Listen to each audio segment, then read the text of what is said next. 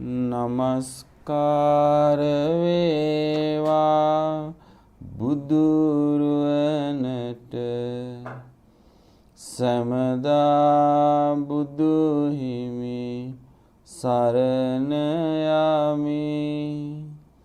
නමස්කාර වේවා ධම්රුවනට සමදා සදහම් සරණ යමි.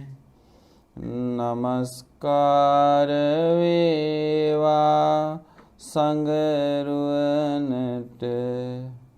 සමදා මහා සංඝ සරණ යමි.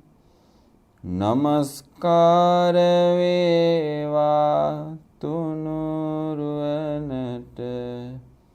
සමදා තිසරණ සරණ යමි.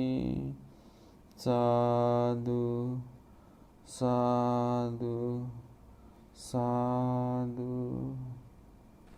බුදුරජාණන් වහන්සේ වදාළ ධර්ම කරුණු කීපයක් අපි ශ්‍රවණය කරමු.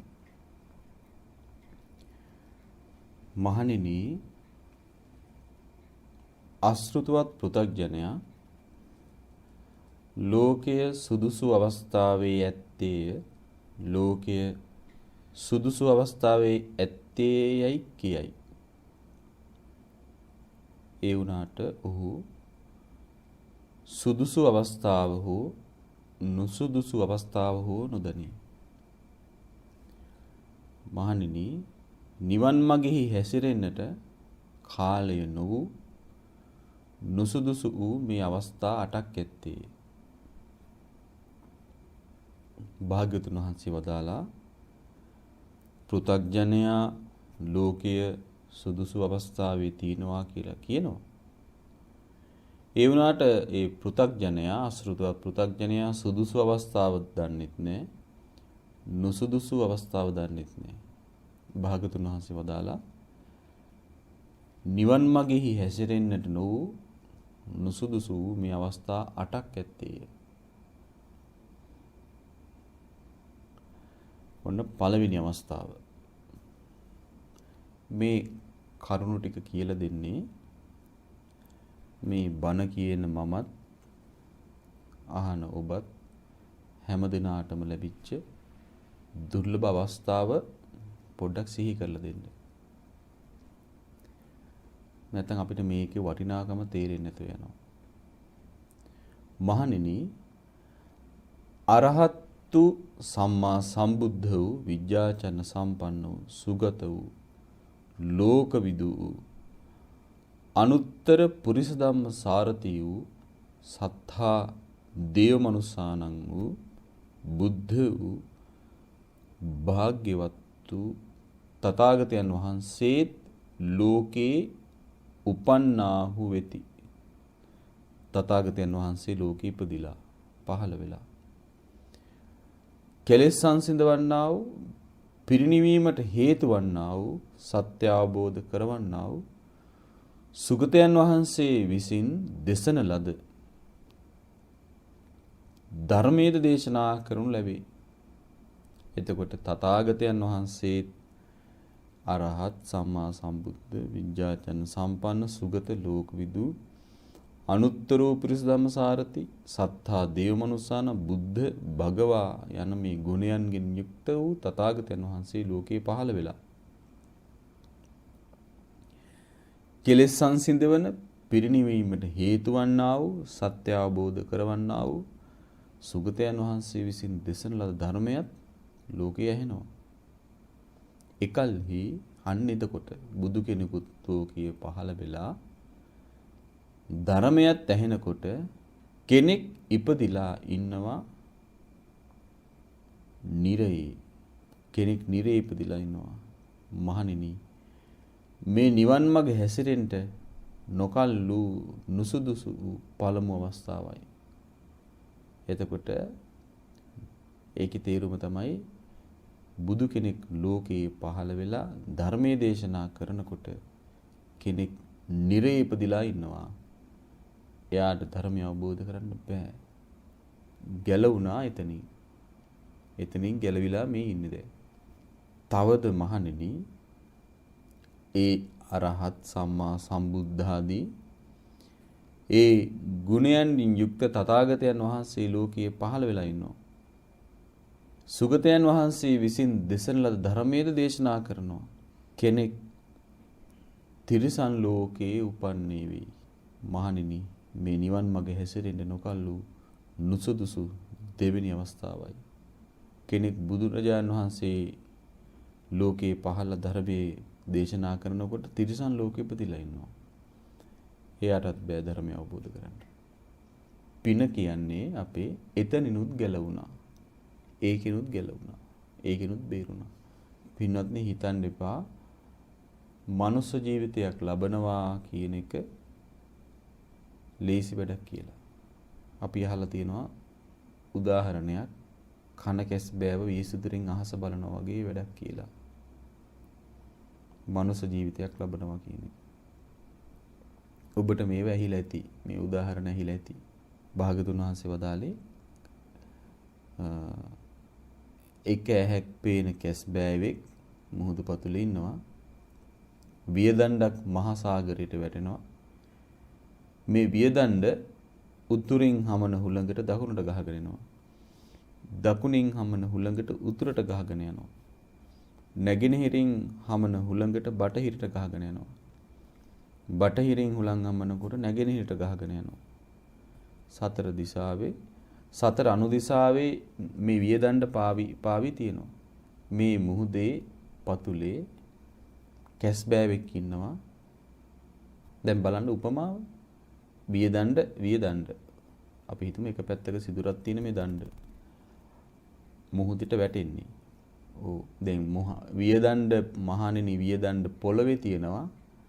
පොළවේ වියදණ්ඩ සිදුර තියෙන තැනින් ගැඩවිලක් මතුවෙනවා කියලා දේශනා කළෙත් නෑ.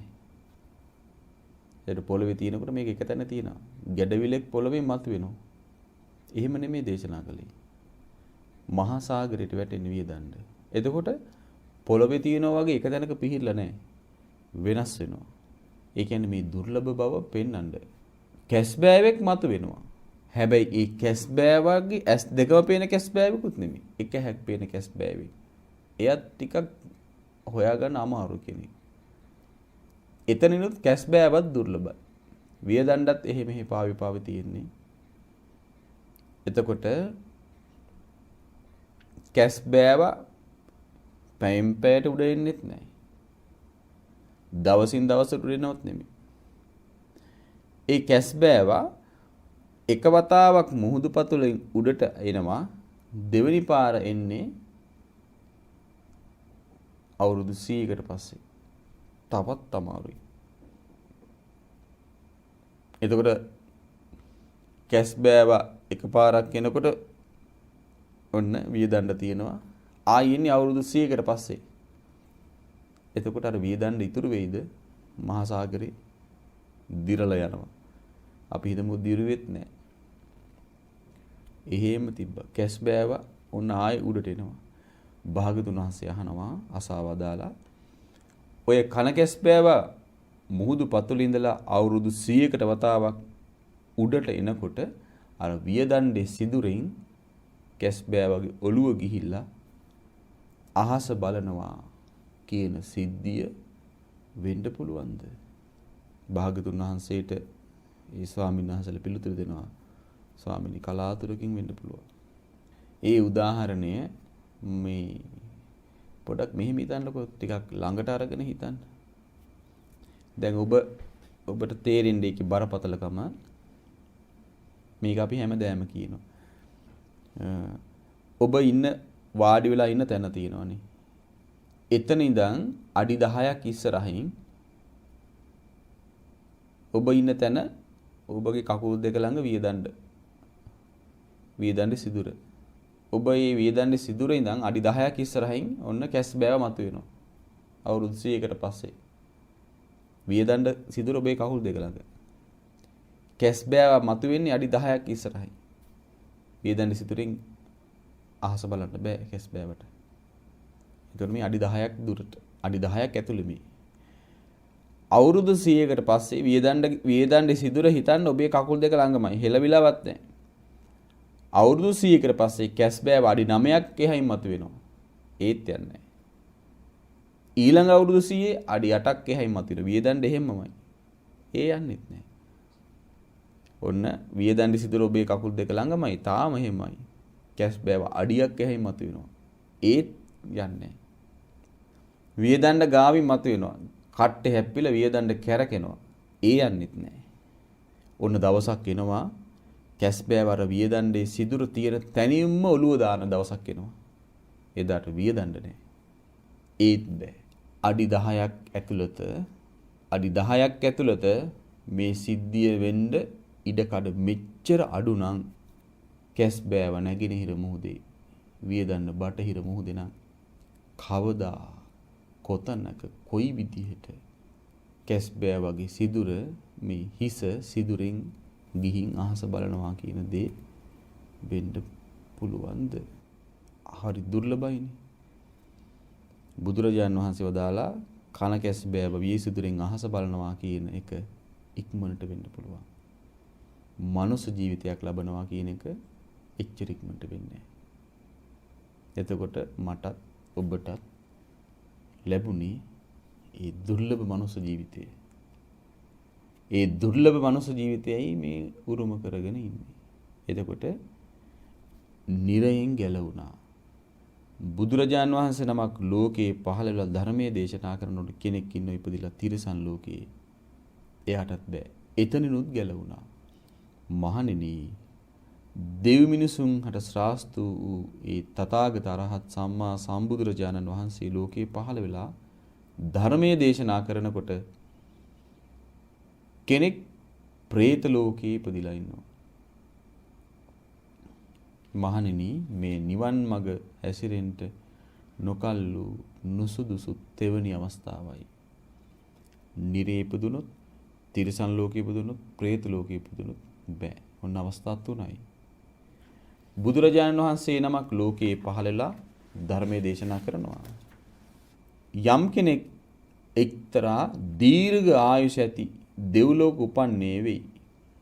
මහණෙනි මේ නිවන් මගේ හැසිරෙන්න නොකල්ලු නුසුදුසු සිව්වෙනි අවස්ථාවයි. එක්ක අසඤ්ඤ තලවල ඉපදිලා ඉන්නවා. එතකොට අවබෝධ කරගන්න බෑ. එතනිනුත් ගැලවුණා. ඒතර බුදුරජාණන් වහන්සේ නමක් ලෝකයේ පහළ වෙලා ධර්මයේ දේශනා කරනවා. කෙනෙක් ඉපදිලා ඉන්නවා යම් තැනක් තියෙනවා එතනට භික්ෂු භික්ෂුණී උපාසක උපාසිකාවන්ගේ ගමනක් යන්නේ නැහැ. ඒ තැන් වලට භික්ෂු ධර්මය ඇහෙන්නේ නැති තැනක. ඒ වගේම ඒ බඳු අතිශයින් අඥාන වූ ම්ලේච්ඡ වූ ප්‍රත්‍යන්ත ජනපදයන්හි මේ පුද්ගලයාත් උපන්නේ වෙයි. අන්න ඒ වගේ ම්ලේච්ඡ අඥාන ඒ මිනිස්සු කවුරුර කෙනෙක් ඉපදිලා ඉන්න ඒ වගේ තැනක ඒ පැත්තට භික්ෂු භික්ෂුණී උපාසක උපාසිකාවන් මේ සිව්වනක් පිරිස යන්නේ නැහැ. ඒතර ධර්මය ඇහෙන්නේ නැහැ. ඔන්න එහෙම කෙනෙක්ට ධර්මය අවබෝධ කරන්න බෑ. මනුස්ස ලෝකයකට ඉපදිලා. එතකොට බුදුරජාන් වහන්සේ නමක් ලෝකේ පහළ වෙලා ධර්මයේ දේශනා කරනවා. කෙනෙක් ඉපදිලා ඉන්නවා. ධර්මයේ ඇහෙනවා. ඒ වුණාට මිත්‍යා දෘෂ්ටිකයි. දුන් දෙහි විපාක නැත. උපස්ථානෙහි විපාක නැත. සේවයෙහි විපාක නැත. කුසල අකුසල ධර්මයන්ගේ ඵල විපාක නැත. මෙලොවක් නැත, පරලොවක් නැත, මවක් නැත, පියෙක් නැත, ඕපාතික සත්වයෝ නැත. යමෙක් මෙලවත් පරලොවත් තම විශිෂ්ට ඥාණයෙන් සාක්ෂාත් කොට ප්‍රකාශ කරද්ද එබඳ වූ යහපත් මග ගිය යහපතෙහි පිළිපන් ශ්‍රමණක් බ්‍රහ්මණයෝ නැත. කියන්නේ මේ රහතන් වහන්සේලා බුදුරජාණන් වහන්සේලාව පිළිගන්නේ මිත්‍යා දෘෂ්ටිකයි. එතකොට බුදු කෙනෙක් ලෝකේ පහළ ධර්මයේ දේශනා කරනකොට කෙනෙක් ඒ ඇහෙන මානේ ඉන්නවා මිත්‍යා දෘෂ්ටිකයි. කොච්චරවත් උදාහරණ තියෙනවද නේද හතර වටේ බලනකොට. එහෙම කෙනෙක්ට ධර්මය අවබෝධ කරගන්න බෑ. එතනිනුත් ගැලවුණා. එතකොට කියන්න බෑ මේ ඔබට මොකක්ද ලැබුණ පින කියලා මෙතන මේ ගැලවෙන්න. බුදු කෙනෙක් ලෝකයේ පහළ වෙලා ධර්මයේ දේශනා කරනකොට කෙනෙක් ඉපදිලා ඉන්නවා ධර්මයේ ඇහෙන තැනක. ඔහු කෙලතුළුයි ප්‍රඥාවෙන් තොරයි. ඊළඟට ධර්මයේ අරුත් තේරුම් ගන්න දක්ෂ නැහැ, අසමර්ථයි. එතකොට දුෂ්ප්‍රඥයි. මේක නිවන් මාගේ හැසිරෙන්න නොකල්ලු නුසුදුසු හත්වෙනි අවස්ථාවයි. ඒකෙනුත් ගැලවුණා.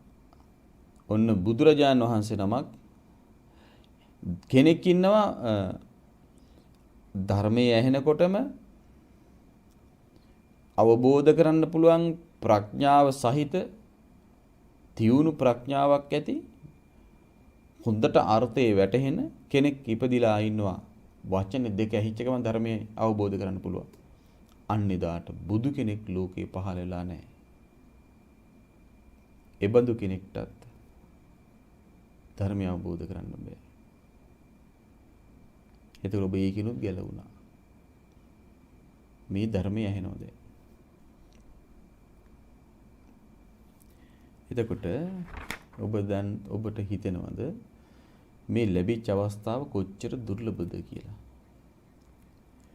කොච්චර දුර්ලභද? එතකොට මේ අවස්ථාව දැන්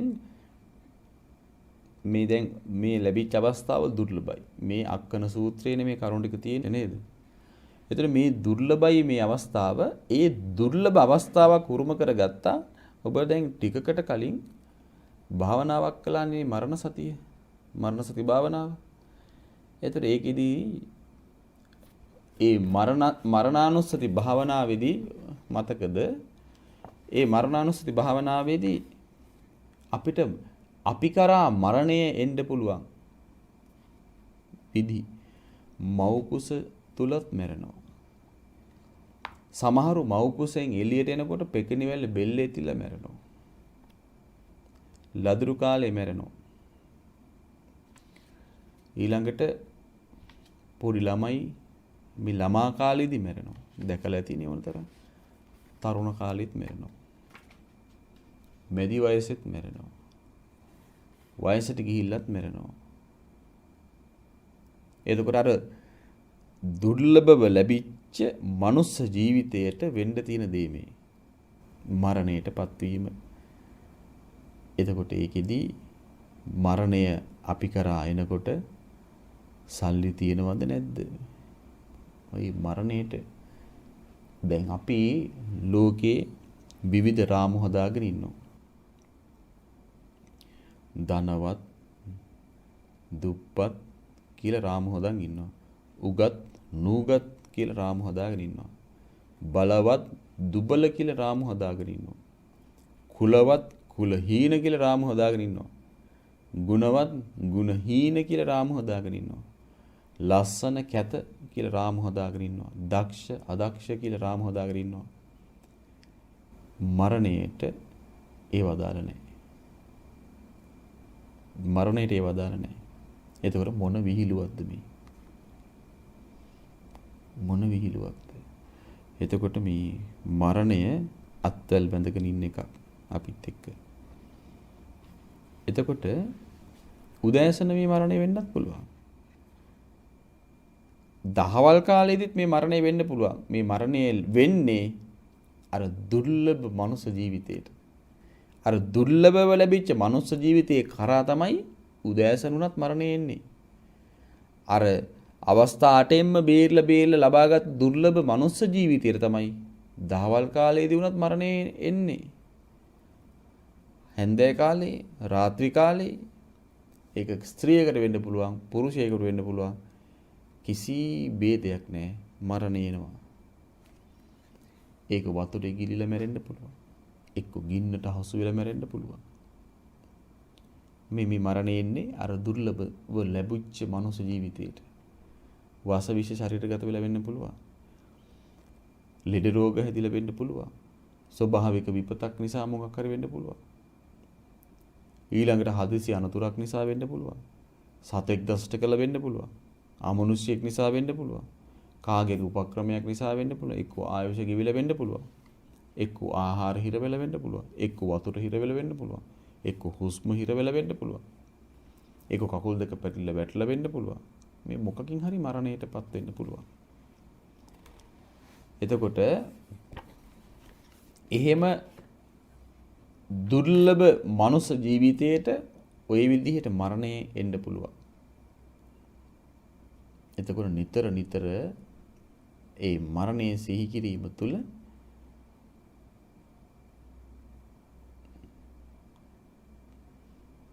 තමන් අප්‍රමාද වෙන්න කල්පනා කරනවා. අප්‍රමාද වීම කල්පනා කරනවා. ඒ නිසා පින්වත්නි මෙන්න මේ කාරණා ටික කිව්වේ දුර්ලභ මනුස්ස ජීවිතයක් ලැබුණා. ඒ දුර්ලභ මනුස්ස ජීවිතය මරණය කියන එකෙන් ඉක්මනින් අවසන් වෙන්න පුළුවන්. එහෙව් අපිට වටපිට බල බල ඉන්න වෙලාවක් නැහැ. එහෙව් අපිට එක එක්කෙනා ගැන හොයා ඉන්න වෙලාවක් නැහැ. එහෙව් අපිට කාගේවත් දේවල් හොයන්න වෙලාවක් නැහැ. කාගේ හරි දේවල් හොයනවා නම් එක එක දේවල් ගැන කතා කර කර ඉන්නවා නම් අපිට ගොඩක් වැරදිලා. අපිට ගොඩක් වැරදිලා. මේ ලෝකේ අපිට හරි දේ හරි විදිහට පේනවා.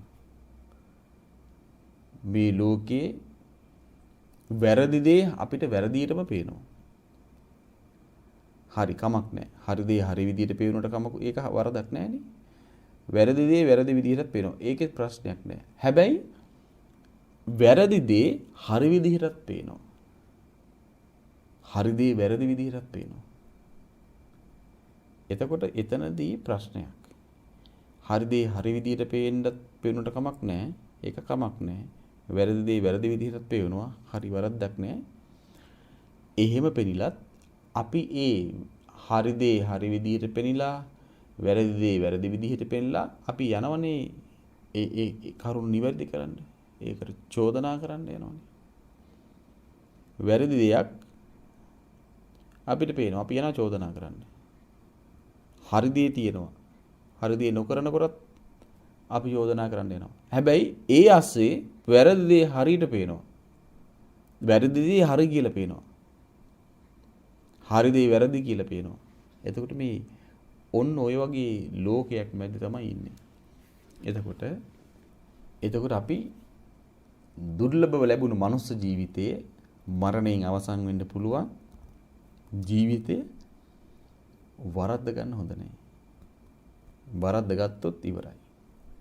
ආයි සතර අපායට වැටෙන්නේ කන කැස් බේව වීසුතුරින් අහස බලන එක ඉක්මනින් වෙන්න පුළුවන්. ආයි මනුස්ස ලෝකෙකට පැන ගන්නවා කියන එක වෙන්න බෑ. අමාරු වැඩක්. ඒ නිසා ඔබව රැකගන්න. තමාව රැකගන්න. තමන්ව රකින්න තමන් දක්ෂ වෙන්න ඕන. එක තැනක තියෙනවා ඔය කලිනුත් මේ කාරණාව කියලා තියෙනවා. ධම්මික කියලා ස්වාමීන් වහන්සේ නමක් ඔය එක ගමක් ඇසුරු කරගෙන ඒ ගමේ වාසය කළා. ඒ ගමේ ආවාස 7ක් තිබ්බා. එතකොට මේ ධම්මික ස්වාමීන් වහන්සේ ඒ ආවාස 7 ඇසුරු කරගෙන ඉන්නවා. එක ආවාසයකට යනවා. ඒකේ වාසය කරනවා. එතකොට මේ ධම්මික ස්වාමීන් වහන්සේ ඒ ආවාසයට ආවම ඒ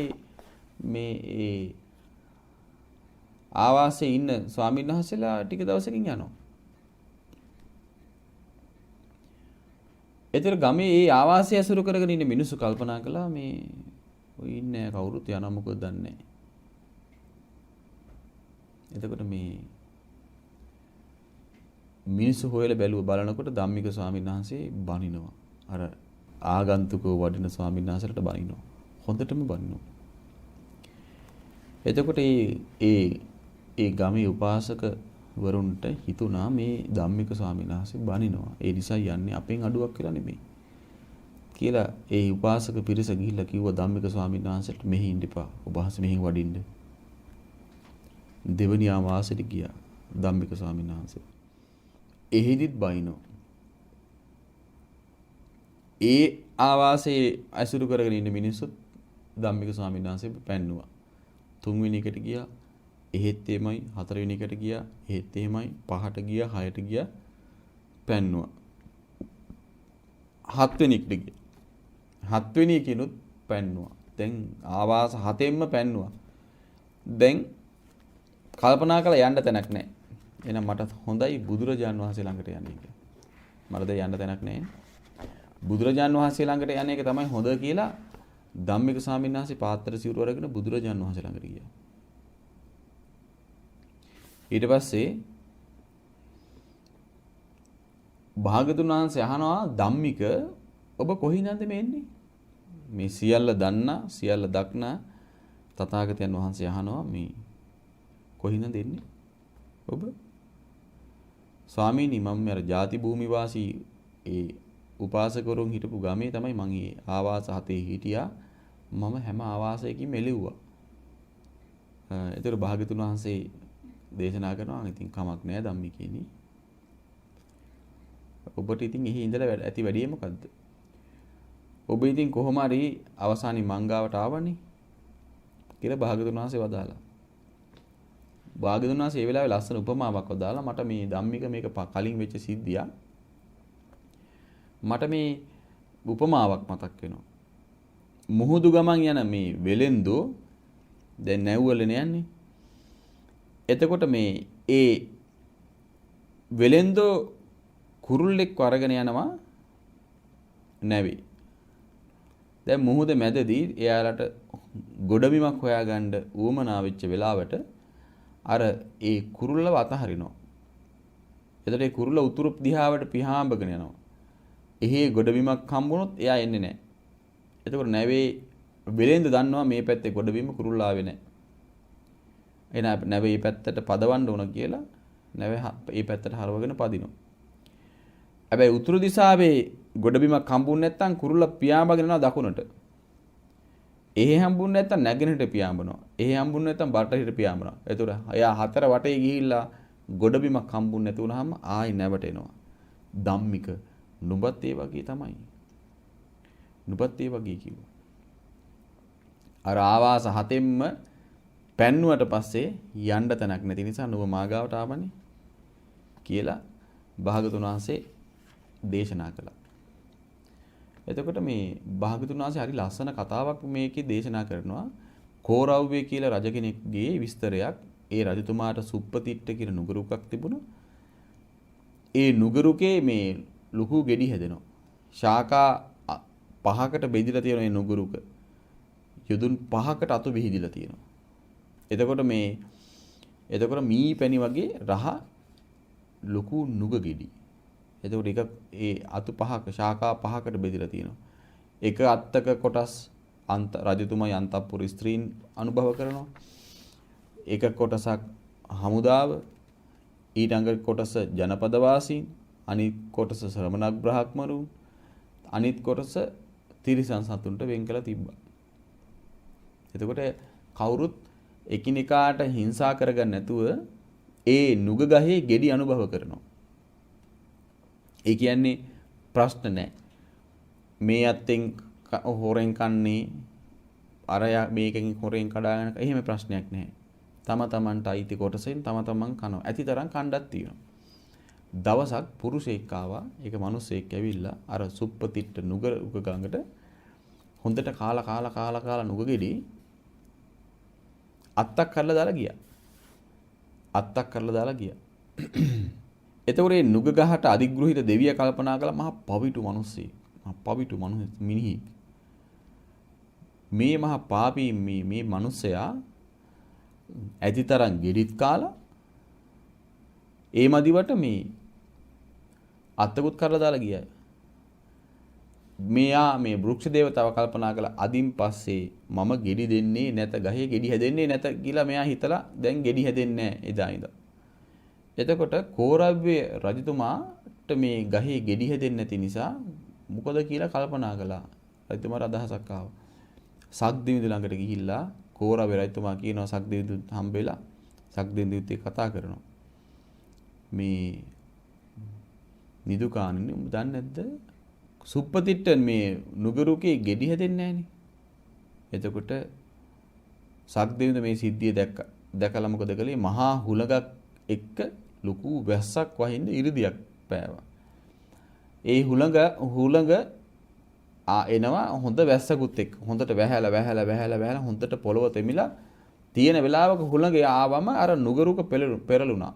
දේශනාවේ තියෙනවා මේ නුගරුකේ මුල් යොදුන් 12ක් දුරට ගිහිල්ලා තියෙනවා කියලා. අර නුග ගහ පෙරළුණා. පෙරලිච්ච ගමන් අර නුගරුකේ හිටපු දෙවියා අඬන්න පටන් ගත්තා. අයියෝ මට වෙච්ච වැඩේ මගේ විමානේ පෙරළුණානේ කියලා. එතකොට සක්දෙවිඳු අර දෙවිය ළඟට ගියා. අඬ ඉන්න. ගිහිල්ලා අහනවා මේ ඇයි මොකද අඬන්නේ කියලා අහනවා. දැන් සක්දෙවිඳුම තමයි අර ඊර්දියේ පෑවේ. නුග ගහ පෙරලෙන්න නුගරුක. ඇවිල්ලා අහනවා ඇයි මොකද කියලා අහනවා. නිදුකාණනි අනේ මහා වැස්සකුත් ආවා. මහා සුළඟකුත් ආවා. ඇවිල්ලා මේ නුගරුක මුලින් ඉදිරිලා වැටුණානේ බිම. සක්දින්ද වහනවා ඉතින් දෙවිය ඔබ වෘක්ෂ ධර්මයේ පිහිරලා ඉන්නකොටද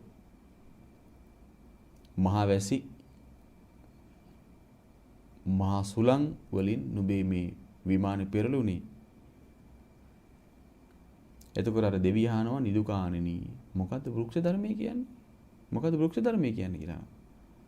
එතකොට සක්දෙවිඳ කියනවා යම් කෙනෙක් මේ ගහක මුල්වල ප්‍රයෝජනයක් තියෙනවා නම් ඒ උදවිය මුල් අරගෙන යනවා. පොත්තෙන් ප්‍රයෝජන තියන අය ගහේ පොතු අරගෙන යනවා. කොළ වලින් ප්‍රයෝජන තියන අය කොළ අරගෙන යනවා ගහේ. මල් වලින් ප්‍රයෝජන ඇති අය මල් අරගෙන යනවා. ඵල වලින් ප්‍රයෝජන තියන අය ගෙඩි කඩාගෙන යනවා. ඵල අරගෙන යනවා. දේවතාවා වෘක්ෂ ධර්මයේ කියලා කියන්නේ ඒ ගැන නොසතුටු විය යුතුයි. නොසතුටු නොවිය යුතුයි. මුල් අරන් යනකොට මුල් අරන් ගියාවේ. නොසතුටු සිතක් ඇති කරගන්න එපා. ඊළඟට පොත්ත ඕන්නම් අරන් ගියාවේ. කොළ ඕන්නම් කඩාගෙන ගියාවේ. මල් ඕන්නම් අරගෙන ගියාවේ. ගෙඩිය ඕන්නම් කඩාගෙන ගියපොතේ නොසතුටු සිතක් ඇති කරගන්න එපා. කෝපන කළ යුත්තේ මේක තමයි කියනවා මේ වෘක්ෂ ධර්මයේ. එතකොට අර දෙවිය කියනවා මම වෘක්ෂ ධර්මයේ පිළිලා හිටියේ නෑ. එතකොට කියනවා නිදුකාණෙනි මම වෘක්ෂ ධර්මයේ පිළිලා ඉන්නේ නැති වෙන්නේ නොසිටියේදීමයි මේ මගේ විමානය පෙරළුනේ. සක්දෙවිඳු කියනවා ඉතින් නුඹ ආයේ ඔය වෘක්ෂ ධර්මයේ පිළිහිටනවා නම් මං ආයි නුඹේ විමානයේ තිබ්බ විදිහට හරි ගසලා දෙන්නම් කියනවා. එතකොට මේ දෙවියා කියන හොඳයි මම වෘක්ෂ ධර්මයේ පිළිහිටලා ඉන්නා. එතකොට ආයි සක්දෙවිඳු ප්‍රාතිහාරයක් පානවා අර විදිහිම වැස්සකුත් එක්ක හුළඟ. එතකොට වැස්සක් ඇවිල්ලා මහා හුළඟක් වෙනකොට අර නුගරුක ආයි තිබ්බ විදිහට පිහිටනවා. එතකොට බුදුරජාණන් වහන්සේ අහනවා අර උපමාව ඔය කලින් වෙච්ච සිද්ධිය දේශනා කරලා ධම්මිකේනේ නුඹ ඔබ ශ්‍රමණ ධර්මයේ පිහිටලා ඉද්දිමද කලින් වෘක්ෂ ධර්මයේ දැන් අහනවා ධම්මිකේනි නුඹ ශ්‍රමණ ධර්මයේ පිහිටලා ඉද්දිමද ජාති භූමියේ උපාසකවරු නුඹව පැන්නුවේ ස්වාමීනි ශ්‍රමණ ධර්මයේ පිහිටන්නේ කොහොමද කියලා ඇහුවා. ධම්මික අහනවා ධම්මිකේනි ශ්‍රමණ තෙමේ ආක්‍රෝෂ කරන්නහුට පෙරලා ආක්‍රෝෂ නොකරයි. ක්‍රෝධ කරන්නහුට පෙරලා ක්‍රෝධ නොකරයි. ඕන ශ්‍රමණ ධර්මයේ දබර කරන්නහුන්ට පෙරලා දබර නොකරයි. බ්‍රාහ්මණ ධම්මිකිනි මේක තමයි කියනවා ශ්‍රමණ ධර්මය. ආක්‍රෝෂ කරන අයට පෙරලා ආක්‍රෝෂ කරන්නේ නැහැ. ක්‍රෝධ කරන අයට පෙරලා ක්‍රෝධ කරන්නේ නැහැ. දබර කරන අයට පෙරලා දබර කරන්නේ නැහැ. මේක තමයි ධම්මික ශ්‍රමණ ධර්මයේ. ධම්මික නුඹ ඔය ශ්‍රමණ ධර්මයේ පිහිටලා ඉන්නකොටද අර ගමේ මිනිසුන් ඔබව එළෙව්වේ. එතකොට දැන් මෙයා එහෙම ශ්‍රමණ ධර්මයේ පිළිලා හිටියේ නෑනේ. එතකොට ධම්මිකේනි මේක පෙර වෙච්ච සිද්ධියක්. කාමයන්හි විතරාගී සුනිත්ත නම් ශ්‍රාස්තුවරයෙක් හිටියේ. ඒ සුනිත්ත ශ්‍රාස්තුහට නොයෙක් සිය ගණන් ශ්‍රාවකයෝ වූහ. සුනිත්ත ශ්‍රාස්තුසමේ ශ්‍රාවකයන් හට බඹලව ඉපදීම පිණිස ධර්මයේ දේශනා කළේ.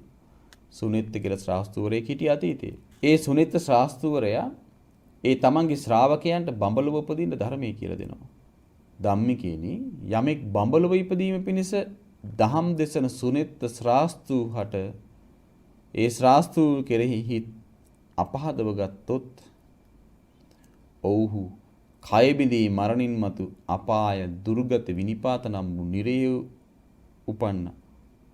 ඒ බඹලව උපදින්න ධර්මයේ දේශනා කරන සුනිත ශ්‍රාස්තුන් වහන්සේ කෙරෙහි කවුරුහරි හිත අපහදව ගත්තොත් එයා නිරේ ඉපදුනා. යමෙක් බඹලව ඉපදීම පිණිස දහම් දෙසන සුනිත ශ්‍රාස්තු කෙරෙහි හිත පහදව ගත්තනම් අන්න ඒගොල්ලෝ කය බිඳී සුගති උපන්නා.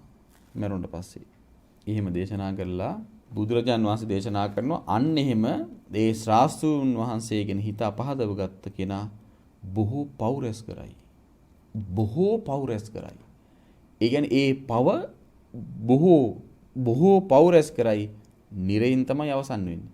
එහෙම දේශනා කළ බුදුරජාන් වහන්සේ දේශනා කරනවා යමෙක් එක් දිට්ඨි සම්පන්න පුද්ගලයෙකුට බයි කියන භාගතුන් වහන්සේගේ සම්මා දිට්ඨියට පැමිණි ශ්‍රාවකයෙකුට දුෂ්ට සිතින් ආක්‍රෝෂ කරයිද පරිභව කරයිද මෙයා අර සුනෙත්ත ශ්‍රාස්තුන් වහන්සේට පරිභව කළාට වඩා බොහෝ පව් රැස් කරන්නේ. ඒට හේතුව කුමක්ද? මාගේ සසුනේහි සබ්‍රක්‍මචාරීන් වහන්සේලා අතර යම් බඳු ඉවසීමක් ඇද්ද? එබඳු විසීමක් මෙයින් බැහැර වූ අන්තනක ඇතැයි මම නොකියමි. ඒ කියන්නේ ශාසනය තුල තරම් ඉවසන අය වෙන කොහෙවත් නැහැ. ඒයින් බ්‍රාහ්මණ ධම්මිකේනි ඔබ විසින් මෙසේ හික්මිය යුත්තේය. මේ දේශනාවේ සාරය ඔන්න සාරය. ඒ නිසා දේශනා කරලා දේශනාවේ සාරය තනි වචනයට ගන්නවා. ඒ නිසා බ්‍රාහ්මණ ධම්මිකේනි මෙසේ හික්මිය යුත්තේය. තම සබ්‍රක්‍මචාරීන් වහන්සේලා කෙරෙහි දුෂ්ට වූ සිත් අපට ඇති නොවේවා. ඔහොමයි ධම්මිකේනි ඔබ හික්මිය යුත්තේ. දැන් අපි මන් දැන් අර දේශනා කළේ අපි කිව්වේ මරණය ගැන මුලින් සිහි කළා. එතකොට එහෙම මරණයක් උරුම කරගත්තේ මෙහෙම දුර්ලභ මනුස්ස ජීවිතයකටයි කියලා අපි කතා කළානේ. අක්කන සූත්‍රේ කරුණ ටික කියලා. ඒතර මරණය අත්වල බැඳගෙන ඉන්නවා මේ දුර්ලභ මනුස්ස ජීවිතයත් එක්ක. ඒ දුර්ලභ මනුස්ස ජීවිතය ගැන කතා කළා. එහෙම කතා කරලා අපි කතා වුණා ලෝකේ අපි කටයුතු කරනකොට හරි දේත් තියෙනවා, වැරදි දේත් තියෙනවා. හරි දේ අපිට යම් වෙලාවක හරි විදියට පේනවා. වැරදි දේ වැරදි විදියටම පේනවා. සමහර වෙලාවට වැරදි දේ හරි විදියට පේනවා. හරි දේ වැරදි විදියට පේනවා. එතකොට ඔතනදී නුවණ තියෙන කෙනා ඒ තමන්ගේ නුවණ මනාකොට හසුරුවමින්මයි කටයුතු කරන්න ඕන.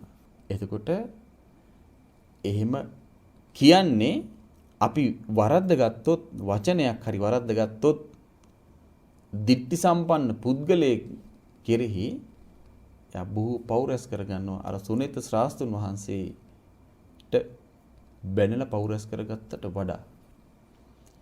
එතකොට බැනලා පෞරස් කරගන්නවා, ආක්‍රෝෂ කරනවා, පරිභව කරනවා, චෝදනා කරනවා. ඒ නිසා පින්වත්නි හරි දේ වුණත් වැරදි දේ වුණත් කාට හරි චෝදනා කරනවා නම් මෙන්න මේ කරුණ වල පිහිටලා Taman චෝදනා කරන්න දැනගන්න ඕන. කාට හරි චෝදනා කරනවා නම් චෝදනා කරන්න ඕන නම් චෝදනා නොකර බැරිම නම් චෝදනා කරන්නම ඕන නම් මෙන්න මේ කරුණු සහිතව චෝදනා කරන්න කියලා බුදුරජාන් වහන්සේ වදාළා. මොනවද ඒ කරුණු?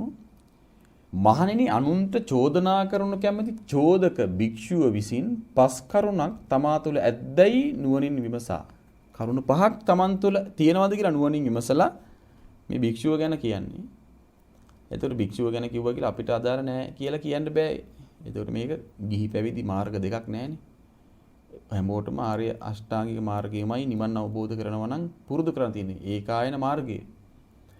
එතකොට මහණෙනි අනුන්ට චෝදනා කරනු කැමැති චෝදක භික්ෂුව විසින්. ඒ කියන්නේ මෙතන චෝදනා කරන්න කියනව නෙමෙයි මේ කරුණ තියාගෙන. කරන්න බැරි වෙලාවත් සිද්ධ වුණොත් බැරි වෙලාවත් මොන කරුණකින් හරි චෝදනා කරන්න සිද්ධ වුණොත් දැන් ඇහිලා නැද්ද සමහර ගිහි අය ස්වාමීන් වහන්සේලාට කොච්චර දොස් කියනවද? එතකොට ගිහි අය ස්වාමීන් වහන්සේලාට දොස් කියනවා. ස්වාමීන් වහන්සේලා ස්වාමීන් වහන්සේලාගේ දොස් කියා ගන්නවා. එතකොට හරි දොස් කියාගත්තා හරි මොකක් හරි දොස් කියන්න අවස්ථාවක් ආවොත් චෝදනා කරන්න අවස්ථාවක් ආවම නම් කරන්න කලින් මෙන්න මේ ටික තියෙනවද කියලා බලන්න ඕනේ. අනුන්ට චෝදනා කරනු කැමති චෝදක භික්ෂුව විසින් භික්ෂුව කිව්වට පස්සේ හිතන්න එපා මේක අපිට අදාළ නැහැ කියලා.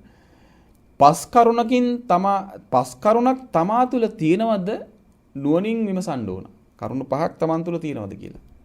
ඊළඟට තවත් කරුණු පහක් තමා තුළ පිහිටුවාගෙන මේ කරුණු පහත් මන් තුළ තියෙනවද කියලා විමස තව කරුණු පහක් පිහිටුවාගෙනමයි අනුන්ට චෝදනා කළ යුත්තේ.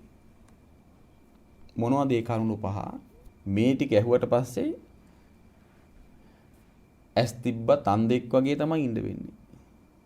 ඇයි මේ අඩුපාඩු Taman තුල තියෙනවා මේක කරන්න බෑ. කන් තිබ්බත් බිහිරෙක් වගේ මහා කච්චායන මහරහතන් වහන්සේගේ ගාථා ටික බලන්න තේර ගාථාවල.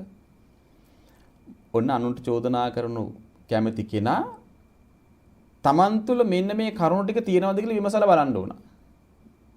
පළවෙනි එක මේක ඕනනම් බලන්න අංගුත්තර නිකායේ 6 වෙනි නිපාතේ 6 වෙනි පොත් වහන්සේගේ මේ දසක නිපාතේ මේ කුසිනාරා සූත්‍රය මහණෙනි අනුන්ට චෝදනා කරනු කැමැති චෝදක භික්ෂුව විසින් නුවණින් විමසිය යුත්තේ මේ අයුරිනි.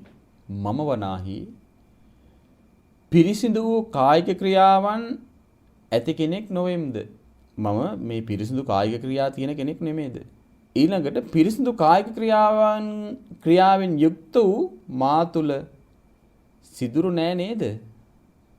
ඔන්න බලන්න දැන් තමන්ගේ දැන් මේක දැන් වෙන කෙනෙකුට චෝදනා කරනවා මෙන්න හොරා උඹ හොරා කියලා කියනකොට මම හොරෙක් නෙමේද? ඊළඟට ඒ කියන්නේ පිරිසිදු කායික ක්‍රියා මම මේ ওই ප්‍රාණඝාතය හොරකම නේ වැරදි කාමසේවනේ ඒ කරුණින් චෝදනා කරනකොට කාට හරි කල්පනා කරන්න මම පිරිසිදු කායික ක්‍රියාවෙන් යුක්ත කෙනෙක් නෙමේද? පිරිසිදු කායික ක්‍රියාවෙන් යුක්ත වූ මා තුල සිදුරු නැත්තේ වෙයිද?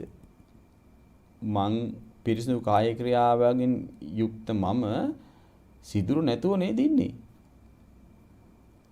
මම කෙනෙකුට චෝදනා කළ හැකි වරදින් තොරයි නේද? ඔන්න හිතන්න ඕන විදිය.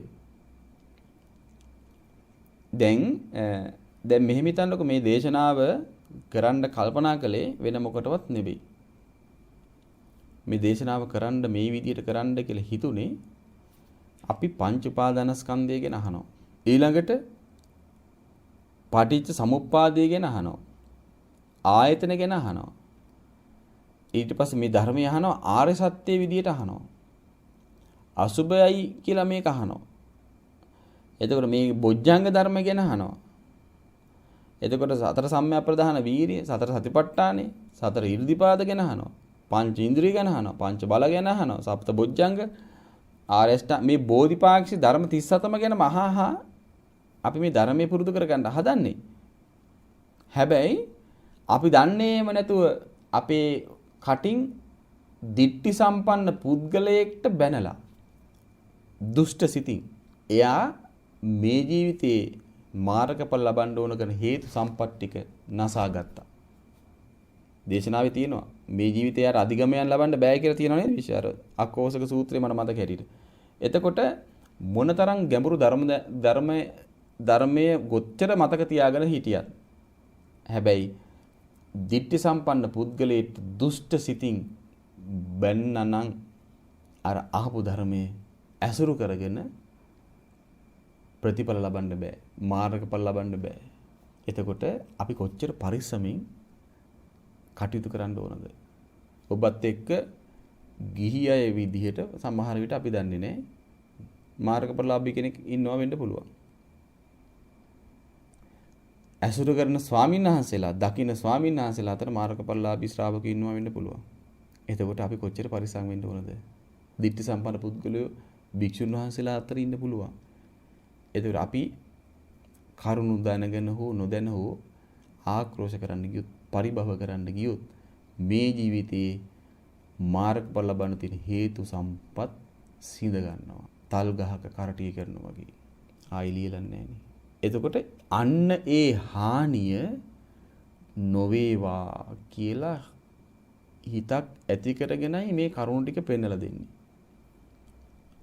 එතකොට අපි හිතමු යම් කරුණකින් Tamanට චෝදනා කරන්න ඕනම වුණා.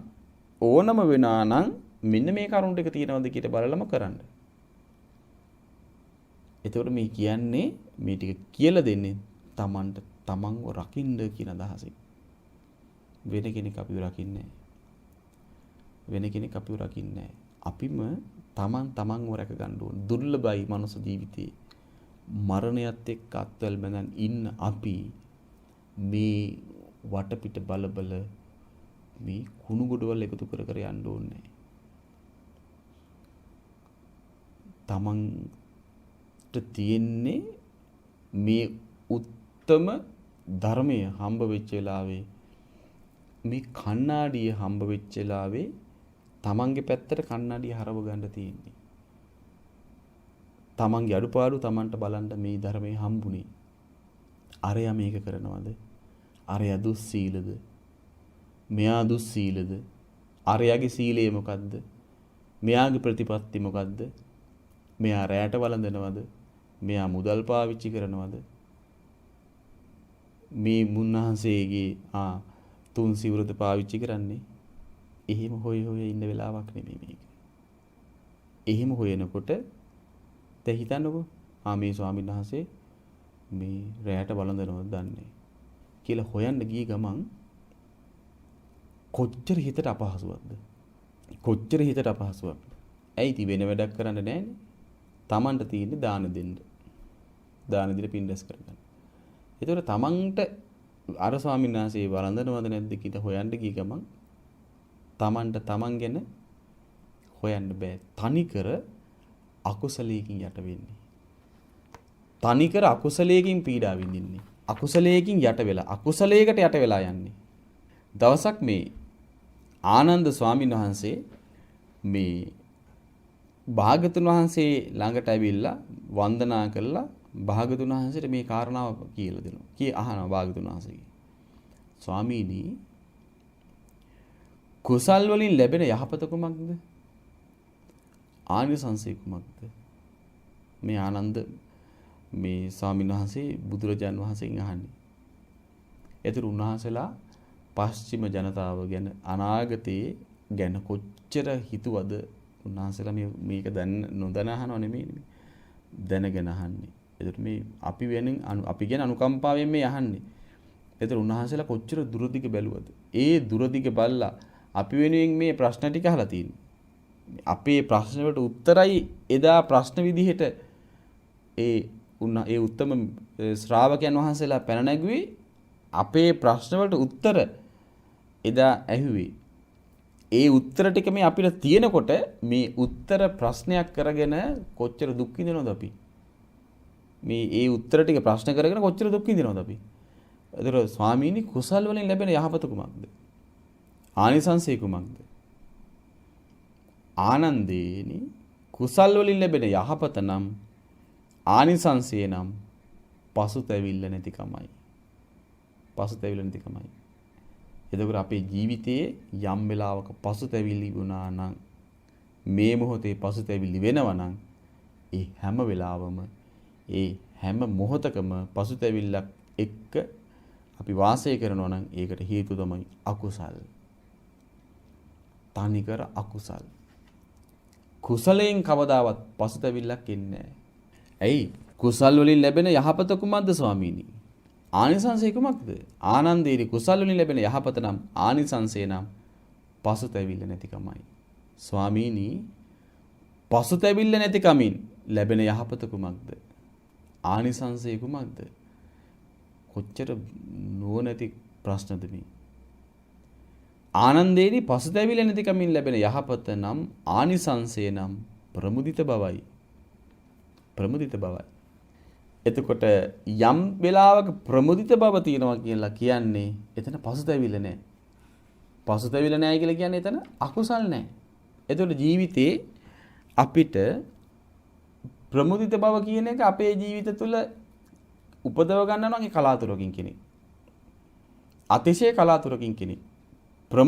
ප්‍රමුදිතව වාසය කරනවා නම් යමෙක් ඒ කලාතුරකින් යමෙක් ප්‍රමුදිත බව නැහැ යමෙක්ට. ඒ කියන්නේ ප්‍රමුදිත බව යම් කෙනෙක් නැහැ කියලා කියන්නේ ඔහු පසුතැවෙන කෙනෙක්. පසුතැවිල්ලෙන් යුක්ත කෙනෙක්. පසුතැවිල්ලෙන් වාසය කරනවා කියන එකේ තේරුම තමයි අකුසල් තුල ඉන්න කෙනෙක්. එහෙනම් අපේ ජීවිත තුල ප්‍රමුදිත බව නැත්තේ පසුතැවිල්ලෙන් වාසය කරන නිසා. පසුතැවිල්ලෙන් වාසය කරන්නේ අකුසල් එක්ක ඉන්න නිසා. එතකොට ආනන්දයන් වහන්සේ අහනවා ස්වාමීනි ප්‍රමුදිත බවින් ලැබෙන යහපත කුමක්ද? ආනිසංසය කුමක්ද? ආනන්දේනි ප්‍රමුදිත බවින් ලැබෙන යහපත නම් ආනිසංසය නම් ප්‍රීතියයි. ප්‍රීතියයි. ස්වාමීනි ප්‍රීතියෙන් ලැබෙන යහපත කුමක්ද? ආනිසංසය කුමක්ද? ආනන්දේනි ප්‍රීතියෙන් ලැබෙන යහපත නම් ආනිසංසය නම් කය සංසිඳී ගොස් සැහැල්ලුවටපත් වීමයි. පස්සද්ධියයි. කොච්චර සුන්දරයිද. එතකොට මේ අකුසලයක් දුරු කරාම අකුසල් දුරු කරාම ශ්‍රාවකයෙක්ට ලැබෙන යහපත මෙච්චර දුරට අකුසලයක් දුරු කරාම මෙච්චර දුරකට යහපතක්. ඒ කියන්නේ ඒ කුසලයෙන් ලැබෙන ආනිසංසය. කුසලයේ කියන්නේ කොච්චර බලවත් දෙයක්ද එතකොට. ආනන්දේනි එතකොට ආනන්ද ස්වාමීන් වහන්සේ යනවා ස්වාමීනි කය සංසිඳී ගොස් සැහැල්ලු වීමෙන් ලැබෙන යහපත කුමක්ද? කියන්නේ මේ පස්සද්ධියෙන් ලැබෙන යහපත කුමක්ද? ආනිසංසය කුමක්ද? ආනන්දේනි කය සංසිඳී ගොස් සැහැල්ලු වීමෙන් ලැබෙන යහපත නම් ආනිසංසය නම් සැපයයි. සැපයයි. ස්වාමීනි සැපයෙන් ලැබෙන යහපත කුමක්ද? ආනිසංසය කුමක්ද? ආනන්දේනි සැපයෙන් ලැබෙන යහපත නම් ආනිසංසය නම් සිත එකඟව සමාධියටපත් වීමයි. සැපයෙන් ලැබෙන ආනිසංසය යහපත නම් සමාධියයි. ඊළඟට ආනන්ද ස්වාමීන් වහන්සේ අහනවා ස්වාමීනි සිත එකඟව සමාධි වීමෙන් ලැබෙන යහපත කුමක්ද? ආනිසංසය කුමක්ද? ආනන්දේනි සිත එකඟව සමාධිමත් වීමෙන් ලැබෙන යහපත නම් ආනිසංසය නම් යථාභූත ඥානය ලැබීමයි. යථාභූත ඥානය ලැබීමයි. ස්වාමීනි යථාභූත ඥානය යථාභූත ඥානයෙන් ලැබෙන යහපත කුමක්ද? ආනිසංසය කුමක්ද? ආනන්දේනි යථාභූත ඥානයෙන් ලැබෙන යහපත නම් ආනිසංසය නම් අවබෝධයෙන් කලකිරීමයි. අවබෝධයෙන් කලකිරීමයි. ස්වාමීනි අවබෝධයෙන් කලකිරීමෙන් ලැබෙන යහපත කුමක්ද? ආනිසංසය කුමක්ද? ආනන්දේනි අවබෝධයෙන් කලකිරීම හේතුවෙන් ලැබෙන යහපත නම් ආනිසංසය නම් සදහටම නිදහස් වීමේ නුවණ ලැබීමයි. එතකොට බලන්න පසුතැවිල්ල නැතිවීමෙන් පසුතැවිල්ල නැති වෙන්නේ කුසලයෙන්. අකුසලයේ දුරු කිරීමෙන් පසුතැවිල්ල නැතිවීමෙන් ඒ කියන්නේ පසුතැවිල්ල නැති බව නම් වූ යහපත ලැබෙන්නේ කුසල් වලින්. ප්‍රමුදිත බව නම් වූ යහපත ලැබෙන්නේ පසුතැවිල්ල නැතිවීමෙන්. ප්‍රීතිය නම් වූ ආනිසංසය ලැබෙන්නේ ප්‍රමුදිත බවෙන්. ඊළඟට පස්සද්ධිය නම් වූ ආනිසංසය ලැබෙන්නේ ප්‍රීතියෙන්. එතකොට දැන් මේ විදිහට බලන්න පිළිවෙලින් දේශනා කරනවානේ. එතකොට නොයල්මෙන් සදහටම නිදහස් වීම දක්වා දුර දිවෙන එකක් තමයි අකුසල් දුරු කිරීම. කුසල් වැඩිම කියන එක. එතකොට අපිට කෙනෙක්ගේ අඩුපාඩු හිතා ඉන්නවා. කෙනෙක්ගේ අඩුපාඩු හොයා ඉන්නකොට කුසල් හිත පිරිහිලා යනවා. කුසල් හිත ගන්න දෙයක් නැහැ. කුසලයක් හොයාගන්න බෑ හිතේ අඩුපාඩු හොයන්න ගියකම. එතකොට චෝදනා කරන්න ගියාම ඔය අඩුපාඩු හොයන්න ගියාම අපිට වෙනදී. ඒ නිසා මේ හැම වචනයක්ම කියන්නේ කාවත් ඉලක්ක කරගෙනත් නෙමෙයි, කාටවත් දොස් කියන්නත් නෙමෙයි, තමන්ට තමන්ව රැකගන්නයි මේ කියන්නේ. මොකද මේ චූටි කාලයකට මේ මනුස්ස ලෝකෙට ඇවිල්ලා ඉන්නේ කාගේවත් අඩුපාඩු හොයා කාටවත් ගරහා කාටවත් දොස් කියන්නේ නෙමෙයි අපි. එතකොට මේ අපිට බුදුරජාණන් වහන්සේගේ ධර්මයේ හම්බ වෙච්ච වෙලාවේ ධර්මයෙන් තමන්ව රැකගන්න මේ කාලය පාවිච්චි කරනවා මිසක් මොකටද විනවීම හොයලා? මොකටද කවුරු ගැනවත් හොයලා? මොකටද අනුන්ගේ දේවල් වලට හොට දාලා? දෙය කියන්නේ දැන් එහා පැත්තේ ගෙදර රණ්ඩු වෙනවා. අපි මොකද කරන්නේ? වැටෙන් ඉබිලා කටුකම්බිය ඇනගෙන අතපය හූරගෙන අපිට වැඩක් නැහැ. අපිට තියෙන්නේ අපේ වැඩ බලන් ඉන්න. අපිට කොච්චර වැඩ තියෙනවද නේ? මුකුත්ම වැඩක් නැත්තම් නිදා ගන්න ඊට වඩා සැපයි. කමක් නැහැ. වඳ බව කියලා දේශනා කරනෝනේ. නිନ୍ଦ කියන්නේ. ඉතින් භාගතුන් වහන්සේ වදාලා අනුන්ට චෝදනා කරනු කැමති චෝදක භික්ෂුව විසින් නුවණින් විමසිය යුත්තේ මේ අයුරුනි. මම පිරිසිදු කායික ක්‍රියාවෙන් යුක්ත කෙනෙක් නෙවෙයිද? පිරිසිදු කායික ක්‍රියාවෙන් යුක්ත වූ මා තුළ සිදුරු නෑ නේද? කෙනෙකුට චෝදනා කළ හැකි වරදින් තොර වූයේ නේද? මට කෙනෙකුට චෝදනා කළ හැකි වරදින් මම නිදහස් නේද? කියලා විමසන්න කියනවා. මෙන්න මේ කරුණ මන් තුළ තියෙනවද කියලා අර චෝදක භික්ෂුව විසින් සිහි කරන්න කියන විමසලා බලන්න කියනවා. මහණෙනි ඉඳින් ඒ භික්ෂුව පිරිසිදු කායික ක්‍රියාවෙන් නොසිටියේ නම් සිදුරු රහිත වූ අන්‍යයන්ගේ චෝදනාවට පාත්‍ර නොවන්නා වූ පිරිසිදු කායික ක්‍රියාවෙන් නොසිටියේ නම් ඔහු තුල ඒ කායික ක්‍රියාව පිරිසිදු නැත්නම් ඔහුට මෙලෙස පවසන්නෝ සිටිති.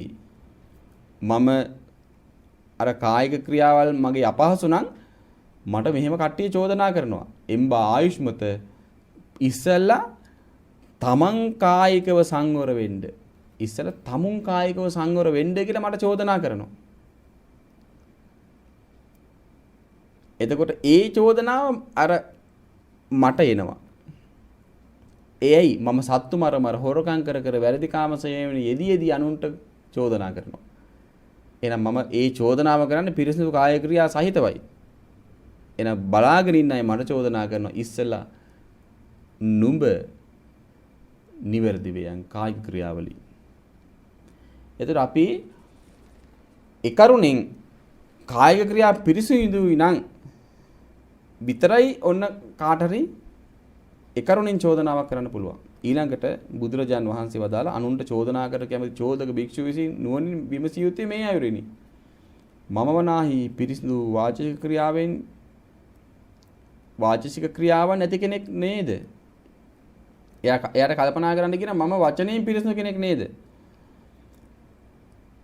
පිරිසිදු වාචික ක්‍රියාවෙන් යුක්ත මන් තුළ ඒ වාචසික ක්‍රියා සම්බන්ධයෙන් සිදුරු නෑ නේද? විමසන්න කියන නුවණි. කෙනෙකුට චෝදනා කරන්න පුළුවන් වරදක් මන් තුළ නෑ නේද? කියලා ඔන්න විමසලා බලන්න කියනවා. Taman තුල ඒව නැද්ද කියලා. ඉතින් ඒ භික්ෂුව පිරිසිදු වාචික ක්‍රියාවෙන් නැත්නම් සිදුරු රහිත වූ අන්‍යයන්ගේ චෝදනාවට පාත්‍ර නොවන්නා වූ පිරිසිදු වාචික ක්‍රියාවෙන් තමන් නැත්නම් අර බලාගෙන ඉන්න අය කියනවා එම්බා ආයුෂ්මත තමන් පළමුව වචනයෙන් සංවර වෙන්න. නුඹ ඉස්සල වචනයෙන් සංවර වෙන්න. අනිත් අය චෝදනා කරන්න කලින්. එතකොට ගොඩක් වෙලාවට අපි අනුන්ට චෝදනා කරන්නේ අපි ඒ වැරදි ගොඩේ ඉඳගෙනමයි. හොඳට හිතලා බලන්න. ඒ වැරදිවල ඉඳගෙනමයි අපි බොරු කිය කේලම් කිය හිස් වචන කිය පරුස වචන කියම අනිත් අයට බයිනවා. එතකොට කොච්චර ලෝකයේම අපිට ඇඟිලි දික් කරන්න පුළුවන් නේද? අපිට අවස්ථාව තියෙනවා. ඒ ලෝකයේටම අපි අවස්ථාව හරිගස්සලා දීලා තියෙනවා අපිට ඇඟිලි දික් කරන්න. එහෙම ඇඟිලි දික් කරන්න අවස්ථාව අපිම ඒකට සිදුරු හදලා දීලා අපි ලෝකෙට චෝදනා කරනවා. කොච්චර මෝඩද? කොච්චර මෝඩද ඇත්තටම. අනුන්ට චෝදනා කරනු කැමති භික්ෂුව විසින් මෙහෙම නුවණින් විමසලා බලන්න කියනවා. මගේ මෛත්‍රී චිත්තය සබ්‍රහ්මචාරින් වහන්සේලා කෙරෙහි වෛර රහිතව පවතින්නේද? මම මේ වෛර රහිතවද උන්වහන්සේලා කෙරෙහි ඉන්නේ? මේ මෛත්‍රී ධර්මයේ මන් තුළ තියෙනවද නැද්ද? නුවණින් විමසිය යුතුයි. එතකොට මෛත්‍රිය නැතිව වාසය කරමින් අනිත්‍යයට චෝදනා කරනකොට අර එයාට මෙන්න මෙහෙම චෝදනා කරනවා. එම්බා ආයුෂ්මත පළමුව සබ්‍රහ්මචාරින් වහන්සේලා කෙරෙහි මෛත්‍රී හිත පිහිටව ගනින් චෝදනා කරන්න කලින්. ඒතර ඒ චෝදනාව ලබන්න සුදුසුකම් තියෙද්දි ඒ චෝදනාව ලබන්න Taman තුල කරුණු තියෙද්දි තමයි අර චෝදනා කරන්නේ. ගැලපෙන්නේ නැහැ. ඒතර බලන්න ගොඩාක් බලන්න ලෝකෙ වෙන්නේ ඕක. ලෝකෙ වෙන්නේ ඕක තමයි. ඔන්න අනුන්ට චෝදනා කරනු කැමති චෝදක භික්ෂුව විසින් නුවණින් විමසිය යුත්තේ මේ අයුරිනි. මම බහුශ්‍රත කෙනෙක්ද? ඇසූ ධර්මයේ දරන්නා වූ ධර්මයේ සිටී රැස් කරගන්නා වූ කෙනෙක්ද මම? යම් ධර්මයක් මුල මැද අග කල්යාණ වූ අර්ථ සහිත වූ ව්‍යංජන සහිත වූ මුළුමනින්ම පිරිපුන් පිරිසුදු නිවන් මඟ පවසන්නේ වේද? එබඳු වූ ධර්මයේ මා විසින් බොහෝ සෙයින් අසන ලද්දේ. කියන්නේ ඒ තථාගතයන් වහන්සේගේ ධර්මයේ නිවනට පමුණුනේ ධර්මයේ අහලා දරාගෙන ඉන්නේ. වචනෙන් පුරුදු කළා හිතින් මනසින් තේරුම් අරගෙන ඉන්නේ. නුවණින් අවබෝධ කරගෙන ඉන්නේ. යන කරුණ මන් තුල තිබේද? ඒ කියන්නේ භාගතුන් වහන්සේ වදාළ ඒ ධර්මයේ අහලා දරාගෙන වචනෙන් පුරුදු කළා නුවණින් අවබෝධ කරගෙන ඉන්න කෙනෙක්ද මම? නැද්ද කියලා විමසන්න ඕන. එතකොට ඒ තථාගතයන් වහන්සේගේ ඒ උතුම් ධර්මයේ අහලා දරාගෙන නුවණින් වචනෙන් පුරුදු කළා නුවණින් විමසලා තමන්ගේ අවබෝධයක් බවට පත් කරගෙන නැත්නම් හැබැයි එහෙම කෙනෙක් තමයි අනිත්‍යයට චෝදනා කරන්නේ. ඒ ධර්මය අවබෝධ කරගත්ත නැති කෙනෙක්ම තමයි චෝදනා කරන්නේ. අනේ මේක අවබෝධ කරගෙන නැහැ. එතකොට එයාට චෝදනා කරනවා ලෝකයෙන් කොහොමද? පළමුව නුඹ ධර්මය ඉගෙන ගනින්. පළමුව අනිත්‍යයට චෝදනා කරන්න කලින් නුඹ ධර්මයේ පළමුව ඉගෙන ගනින්. එතකොට අපි මෙතන මේ බණ අහන මමත් එක්ක මේ පින්වතුන් ඒ භාගතුන් වහන්සේගේ ධර්මයේ අකුරක් නෑර අස්සක් මුල්ලක් නෑර හැම එකම ඉගෙනගෙනද තියෙන්නේ. අපි එහෙම ඉගෙනගෙන නෑනේ. අපි එහෙම ඉගෙනගෙන නෑ. මන් දන්නේ මම නෑ. මං අහලා කරවත් ඇවිල්ලා නෑ. ඒකට මට කිසිම අයිතියක් නෑ. මට කිසිම හැකියාවක් නෑ. කාටවත් චෝදනා කරන්න කරුණේ. එතකොට අපි කොච්චර මේ ඒ කියන්නේ අපි කොච්චර ඒ ධර්මඥාණයෙන් ඒ අවබෝධයෙන් කොච්චර දුරයිද? එහෙව් අපිට තියෙන සුදුසුකම මොකද්ද කාටවත් චෝදනාවක් කරන්න. ඒ නිසා අපි හරි කල්පනාවෙන් තමයි හැසිරෙන්න ඕන. අපි හරි කල්පනාවෙන් තමයි ජීවත් වෙන්න ඕන. ඒ නිසා මේ දුර්ලභව ලැබිච්ච මනුස්ස ජීවිතේ අපිට මේ ධර්මය අවබෝධ කරගන්න තියෙන අවස්ථාව ඒ කුසල මුල් ටික විනාශ කරගන්න නම් එපා. අකුසල මුල් බලවත් කරගෙන. ඒ කුසල මුල් වේලෙන්න නම් දෙන්න එපා. මහණෙනි අනුචෝදනා කරගෙන චෝදක භික්ෂුව විසින් ඔන්න පස්වෙනි කරුණ. මේ විමසියුත්තේ මෙහෙමයි. උභය ප්‍රාතිමෝක්ෂයෝ මා විසින් විස්තර වශයෙන් යහපත් ලෙස පිළිගන්නා ලද්දාහුය. විනය සූත්‍ර වශයෙන්ද අනුව්‍යංජන වශයෙන්ද මනාකොට බෙදා මනාකොට පවත්වා මනාකොට සුනිසිත කරන ලද්දාහුද මේ ධර්මයේ මා තුළ තිබේද? ඒ කියන්නේ මේ විනය මේ ප්‍රාතිමෝක්ෂය ඊළඟට සූත්‍ර වශයෙන් දේශනා කරපු මේ ධර්මයේ මම හොඳට ප්‍රත්‍යක්ෂව තමන්ගේ ජීවිතය තුළින් අත්දකලා තියෙනවද? ඒ කියන්නේ ඒ දේවල් මන් තුළ පිහිටලා තිබෙනවද නැද්ද කියලා හොඳට කල්පනා කරලා බලන්න කියනවා. එතකොට භාගතුන් වහන්සේ මේ දේශනාව කොතනද වදාරන ලද්දේ?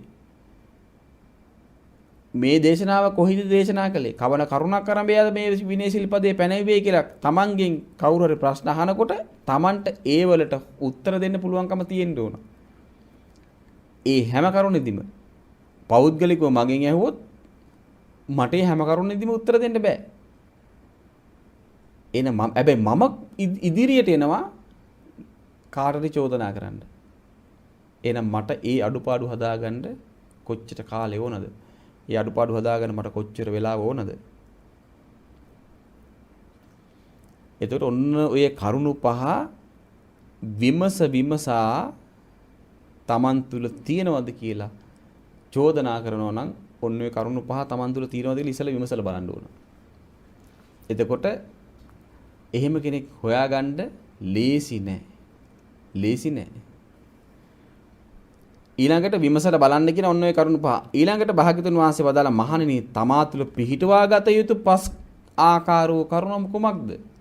කරුණු පහක් විමසන්න කියන කරුණු පහක් පිහිටව ගන්න කියනවා. මොනවද මේ කරුණු පහ පිහිටවා ගන්න ඕන? මම සුදුසු කාලයේ බලා කියමි. චෝදනා කරන්න අර කරුණු පහෙන් සුදුසුකම් ලැබුවත් සුදුසු කාලයේ තුල සුදුසු කාලයේදීමයි කියන්න ඕන. ඒතර සුදුසු කාලය කියලා කියන්නේ දැන් අර කරුණු පහ හොඳටම තියෙනවා. චෝදනා කරන්න පුළුවන් කරුණු පහ Tamanට හොඳටම තියෙනවා. චෝදනා කරන්න සුදුසුකම් තියෙනවා. එහෙව් තියෙද්දිත් සුදුසු කාලයේ චෝදනා කරන්න ඕන. ඒ කියන්නේ සුදුසු කාලය කියලා කියන්නේ ඒ චෝදනාව කරන වෙලාවේ කුසල් පිරිහිලා අකුසල් වැඩෙනවා නම් ඒ චෝදනාවෙන් ඒක සුදුසු කාලය නෙමෙයි. ඒ චෝදනාව කරනකොට ඒ චෝදනාව ලබන කෙනාගේ අකුසල් පිරිහිලා කුසල් වැඩෙනවා නම් අන්න ඒකයි සුදුසු කාලය. ඒතර කොච්චර දුර බලන්න ඕනද? චෝදනා කරන්න සුදුසුකම් තියෙද්දි හැම වෙලාවෙම චෝදනා කරන්න බෑ. සුදුසු කාලේ බලන්න ඕන. දැන් මට සුදුසුකම් ටික තියෙනවා ඔක්කොම චෝදනා කරනවා. බබෑට චෝදනා කරනවා. ඒ චෝදනාව කරන විදිහත් එක්ක ඔයාගේ නැති අකුසල් උපදිනවා. තියෙන කුසලයේ පිරිහෙනවා නම් ඒක සුදුසු කාලේ නෙමෙයි. ඒක කොහොම නුවණින් විමසිල්ලක් විමසන්න ඕනද? එහෙනම් අපිට මේ ආවට ගියාට එහෙම හිතු මනාපේ වචන හසුරවන්න බෑ. ඒකට හොඳ මෝරපු චරිතයක් වෙන්න ඕන. හොඳ දුර බලන චරිතයක් වෙන්න පුළුවන්. හොඳට ධර්මයෙන් සන්නද්ධ වෙච්ච අකුසලයට යට නොවෙන දැන් මම ඔයාගේ වැරද්දක් හදන්න යනවා. හදන්න යනකොට මම කේන්ති ගන්නවා. එතකොට අර විමසලා බලනවා තුන්වෙනි කරුණ මන්තුරු නෑ මෛත්‍රී සහගත හිත නෑ මට. එතකොට මං ඒ කරුණෙන්ම සුදුසුකම් රහිත කෙනෙක්. මම සුදුසු නෑ ඔයාට මේ චෝදනාව කරන්න. එතකොට බලපුවාම මේ ලෝකේ එහෙම ලේසියෙන් සුදුසුකම් තියෙන කෙනෙක් නෑ නේ.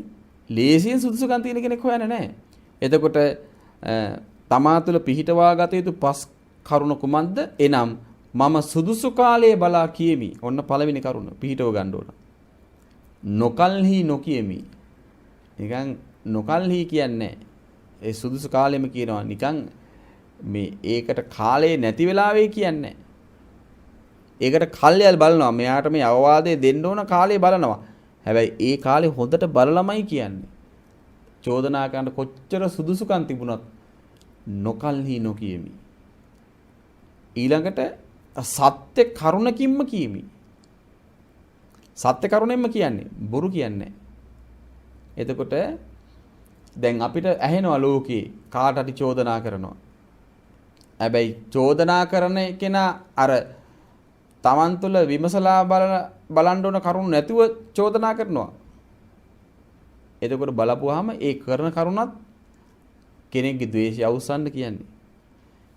නොකල්ලි කියන්නේ එක්ක බොරු කියන්නේ. ඒකට බලන්න හැම තැනම තියෙන්නේ ඒක මේ ලෝකේ. බොහෝ තැන්වල තියෙන එක. සුදුසු කාලයේ බලා කියමි, නොකල්හි නොකියමි. සත්‍ය කරුණකින් කියමි. අසත්‍ය කරුණකින් නොකියමි. අසත්‍ය කරුණෙන් කියන්නේත් නැහැ. ඊළඟට මොලොක් වචනයෙන් කියමි. මෘදු මොලොක් වචනයෙන් කියන්නේ. අර නන්දිවිශාල ජාතකයේ ඒ නන්දිවිශාල කියන්නේ අපේ මේ මහා බෝසත්ණන් වහන්සේනේ නන්දිවිශාල ගවයා නේද? ඒතර ඒ නන්දිවිශාලගේ ස්වාමියා ඒ නන්දිවිශාල ඒ ගවයාගේ ස්වාමියා ඒ මහා වෘෂභ රාජයා නන්දිවිශාල. එතකොට මේ නන්දිවිශාලගේ ස්වාමියා හරි දුප්පත්. එතකොට නන්දිවිශාල මේ කල්පනා කරනවා මේ ස්වාමියා දුප්පත් මොහු ධනවත් මොහුට ධනයක් ලබා දෙන්න ඕනේ කියලා. එතකොට මේ නන්දිවිශාල කියනවා ඒ තමන්ගේ ස්වාමියාට ගිහිල්ලා සිටුවරයත් එක්ක ඔට්ටුවක් අල්ලන්න. කහවණු 100ක් හරි 1000ක් හරි. ඔට්ටුව අල්ලන්න කියනවා. මොකද්ද ඔට්ටුව අල්ලන්න මෙන්න මේකට. මොකද්ද? මගේ නන්දිවිශාල ගවයා එකක් පිටිපස්සේ එකක් බැඳි ගැල් 100ක් කරත 100ක් එකක් බැඳලා ඒ එකට බැඳි ගැල් 100ක් අදිනවා කියලා ඔට්ටුවක් අල්ලන්න කිව්වා. කහවණු 100ක් හෝ 1000ක්. දැන් අර නන්දිවිශාලගේ ස්වාමියා සිටුවරයා එක්ක ඇල්ලුවා කියලා ඔට්ටුවක්. මගේ නන්දිවිශාල ගවයා අසවල් දවසේ අසවල් වෙලාවේ ඔන්න එකට බැඳි ගැල් 100ක් අදිනවා කියලා. සිටුවරයා ඔට්ටු ඇල්ලුවා. ඊට පස්සේ දැන් ඔන්න අදින වෙලාව ආවා. ගැල් 100 එකක් පිටිපස්සේ බැඳ නන්දිවිශාල ඒ වෘෂභ රාජයාව කරත්තේ ඉස්ලාම කරත්තෙන් මැන්දා. එතකොට නන්දිවිශාලගේ ස්වාමී ඇවිල්ලා කියනවා ඒ ඇදපන්. දැන් ඇදපන්. ආයදපිය ඔහොම කිව්වා. එක අඩියක් ඉස්සරහට තිබ්බේ නැහැ.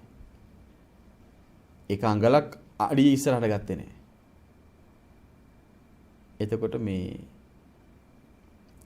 ඔට්ටුව පෙරදුනා. දැන් අර තිබ්බ සල්ලිත් නැතුව ගියා. එතකොට දැන් මෙයා දුකෙන් ඉන්නවා. නන්දිවිශාලගේ ඒ වෘෂභ රාජයාගේ ස්වාමියා දුකෙන් ඉන්නකොට නන්දිවිශාල ඇවිල්ලා අහනවා ඇයි මොකද දුකෙන් ඉන්නේ කියලා අහනවා. ඇයි දන්නේ නැද්ද? ඔට්ටු අල්ලන්න කියලා එකට බැඳ ගැල් 100ක් අදිනවයි කියලා. ඇද්දේ නෑනේ. තිබ්බ සල්ලිත් නැතුව ගියා කිව්වා. ඇයි එහෙම කරේ කියලා ඇහුවා. එතකොට නන්දිවිශාල කියනවා මේ කතා කරපු විදිහ හරි නෑ. ඇදපිය ඇදපන්. ඒ කතා කරපු විදිහ හරි නෑ කියලා. එතකොට තිරිසන් සතෙක්වත් ඒ වචන වලට කැමති නෑ. තිරිසන් සතෙක්වත් වචන වල ඊට පස්සේ නන්දිවිශාල ආයෙ කියනවා ආයෙ ඔට්ටු අල්ලන්න කියනවා. එහෙම කතා කරන්න එපා කියනවා. ඊට පස්සේ අර විදියට කරත්ත 100ක් බැඳලා එතකොට ස්වාමියා කියනවා අනේ මුදු මොලොක් වචන වලින් අනේ මේක අදින්න කියලා ඔළුව අත ගාලා කියනකොට නන්දිවිශාල කරත්ත 100ම අදිනවා. ආයෙර පැරදිච්ච සල්ලි හම්බෙනවා. එතකොට තිරිසන් සතෙක්වත් දරුණු නපුරු වචන වලට කැමති නැහැ. ඒ නිසා බුදුරජාන් වහන්සේ දේශනා කරනවා මෙන්න පිහිටව ගන්න තව කරුණක් මොලොක් වචනයෙන් කියමි. දරුණු වචනයෙන් නොකියමි. යහපත සලසනු පිණිස කියමි. අයහපත සලසනු පිණිස නොකියමි. එතකොට යහපත සලසන්නමයි කියන්නේ. මේවා එක්ක බලනකොට පින්වත්නි ඒව ලේසි දේවල් නෙමෙයි. ඇයි? කොතනකින් හරි වැටෙනවා. කොතනකින් හරි එළියට පයින්නවා. සුදුසු කාලයේ බලලා කියන්න දන්නේ නොකල්හි නොකියමි කියන කරුණ තෝරගන්න බෑ. කියලා දානවා. කේන්ති ගියා හෝ නැතා හෝ ඔහුට අකුසල හටගත්තා හෝ නැතා හෝ අදාළ නැහැ කියලා දානවා. එතකොට ඒ කරුණෙන් සුදුසු නැහැ. සත්‍ය කරුණෙන් කියමි අසත්‍ය කරුණෙන් නොකියමි. ගොඩාක් වෙලාවට බොරු කියන්නේ. බොරුවෙන් බයින චෝදනා කරනවා. මොලොක් වචනෙන් කියමි දරුණු වචනෙන් නොකියමි. ඒ කරුණ පිළිටව ගන්න කියනවා. යහපත සලසනු පිණිස කියමි අයහපත සලසනු පිණිස නොකියමි. ගොඩාක් වෙලාවට මිනිසු කියනවා මම මේ ඔයාගේ යහපතටමයි කියන්නේ. ඔයාගේ යහපතටමයි කියන්නේ කියලා අයහපතටම කියනවා. දැන් ඔන්න කාට හරි කාගේ වැරද්දක් කියනවා. මම මේ එයාගේ හොඳටයි මේ වැරද්ද කියන්නේ කියලා. දැන් මගේ වැරද්ද මට කියන්නේ නැතුව වෙන කෙනෙක් එක්ක කියනවා මගේ හොඳටයි කියන්නේ කියලා. ඒක මට නේද කියන්න ඕනේ නා හරියට. කල්පනා කරලා බලමු. වෙන කෙනෙක් එක්ක කියනවා. තවත් කෙනෙක් එක්ක කියනවා. එතකොට මේ අඩුපාඩු අපේ ජීවිත තුළ තියෙනවා. නැතුව නෙමෙයි. සුළුවෙන් හෝ කොහොම හරි තියෙනවා. දැන් මේ මන් තුළ මේක නෑ කියන මානසික මට්ටමේ ඒ හිතෙන් නෙමෙයි යහන්න ඕන. මම මේක හදා ගන්න ඕන කියන හිතින්මයි යහන්න ඕන. එතකොට දරුණු වචනේ නොකියමි යහපත සලසනු පිණිස කියමි අයහපත සලසනු පිණිස නොකියමි. ඊළඟට පස්වෙනි එක මෛත්‍රී සිතින් කියමි ද්වේෂ සිතින් නොකියමි. ඔන්න. එතකොට ඒක අපිට බැරි නම් මෛත්‍රී සිතින් කියන්න බැරි නම් ද්වේෂ සිතක් නැතුව කියන්න බැරි නම් එහෙනම් අපි සුදුසු නෑ නේද කියන්නේ. එතකොට ඔන්න මෛත්‍රී හිතින් කියාගෙන යනකොට ඔන්න එනවා තරහ කේන්තිය පිළිගන්නේ නැති වෙනකොට. එහෙනම් අපි සුදුසු නෑ. කෙනෙක්ව හදන්න යනවා අපි නැසෙනවා. ලිහිණි වැද්දා ළඟ ඉන්නවා කුරුල්ලෙක්. ලිහිණි අල්ලන්න යන ලිහිණි කුරුල්ලෝ අල්ලන්න යන වැද්දා ළඟ ඉන්නවා තව කුරුල්ලෙක් වීතංශ කියලා. එතකොට මේ වීතංශ කුරුල්ලා අර ලිහිණියා වල්ලන්න යන්නේ තමන්වත් නසාගෙන. ලිහිණියත් නසාගෙන තමනුත් නැසිලා තමයි ඉවර වෙන්නේ. එතකොට කෙනෙක් යනවා තව කෙනෙක්ට අවවාද කරන්න. චෝදනා කරන්න යනකොට මගේ හිතේ මෛත්‍රී නැතව කියලා ද්වේෂය උපදිනවා. ඔහුත් නැසෙනවා, තමනුත් නැසෙනවා. ඒ නිසා තමන්ව නසා ගන්න එපා. එතකොට මේ පස් කරුණ තමන් තුළ පිහිටව ගන්න ඕන. මේ පස් කරුණ තමන් තුළ පිහිටව ගන්න ඕන. මේ කරුණ පිහිටවගෙන තමයි ඔන්න චෝදනාවක් කරනවා චෝදනා කරන්න ඕනේ. ඒ නිසා අපිට මේ කාලය හම්බුනේ අපිට මේ වෙලාව හම්බුනේ අනිත්‍යය ගැන බලන්න නෙවෙයි කියලා පින්වත්නි හිතන්න. මේ වෙලාව හම්බුනේ අපිට අපි ගැන බලන්න. දැන් ඔන්න බලන්නකො අපිට කරන්න තියෙන දේවල් සතර සතිපට්ඨානයේ වඩන්න තියෙනවා. සතර සම්‍යක් ප්‍රධාන වීරිය පුරුදු කරන්න දියුණු කරන්න තියෙනවා. අපි කොච්චර අඩුවෙන්ද මේ හිතේ තියෙන අකුසලයක් දුරු කර ගන්න දඟලන්නේ. එතකොට සතර සම්‍යක් ප්‍රධාන වීරිය වඩන්න කාලේ නෑ අපිට. එතකොට අපිට සතර සම්‍යක් ප්‍රධාන වීරිය තියෙන සතර ඉරිදිපාද වඩන්න තියෙනවා. මේ බෝධිපාක්ෂික ධර්ම 37 වඩන්න තියෙනවා. පංච ඉන්ද්‍රිය වඩන්න තියෙනවා.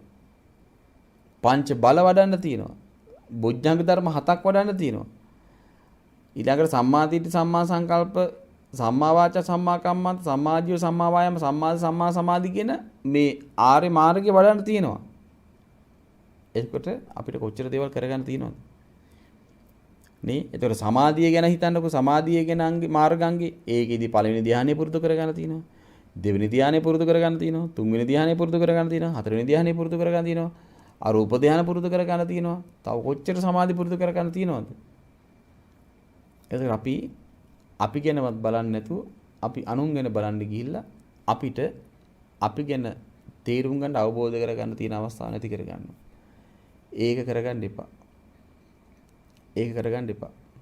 ඉතින් ඒ නිසා මේ අපිට අපි මේ දැන් මේ කරුණ ටික කතා කළේ අපිට මේ මාර්ගය මේ විවර කරගන්න තියෙන මේ මාර්ගය මේ වෙන දේවල් නිසා වහගන්න එපා කියලා කියන්නේ. ඒ නිසා යම් කරුණකට චෝදනා කළ යුතු නම් ඒකට චෝදනා කරන්න සුදුසු කෙනෙක් කවදා හරි කොහෙන් හරි මතුවෙයි. කොයි වෙලාවක හරි සුදුසුකම් ලැබපු කෙනෙක් මතුවෙයි. එතකන් පාඩුවේ අපේ වැඩේ අපිට කරගන්න තියෙන්නේ. අපිට අපිව තේරුම් ගන්න තියෙන්නේ. ඒ නිසා අපි ගැන තේරුම් ගන්න මේ කාලය කැප කරන එකමයි වටින්නේ. ඒකට මහන්සි වෙන එකමයි වටින්නේ. ඉතින් මේ හැම දිනාටම මේ ශ්‍රවණය කළ මේ දහම් කරුණු ටික ඒකාන්තයෙන්ම ප්‍රයෝජනෙයි පිණිස පවතිනවා. මොකද ඔබ ශ්‍රවණය කළේ ඒ දරාගත්තේ බුදුරජාන් වහන්සේගේ වචන නිසා. ඒ භාග්‍යතුන් වහන්සේගේ අවබෝධය නිසා. ඉතින් ඒ නිසා ඔබ හැම දිනාටම මේ දුර්ලභව ලැබිච්ච මනුස්ස ජීවිතය තුළ ඒ සොඳුරු මඟඵල ලබන්නට තියෙන අවස්ථාව අහිමි නොවේවා කියලා අපි ප්‍රාර්ථනා කරනවා. ඉතින් හැම දිනාටම ගෞතම බුදුසසුනේ උතුම් චතුරාර්ය සත්‍ය ධර්මය සුවසේ අවබෝධ කරගන්න වාසනාව ලැබේවා කියලා කවුරුත් සාදුකාරයක් පවත්වන්නේ.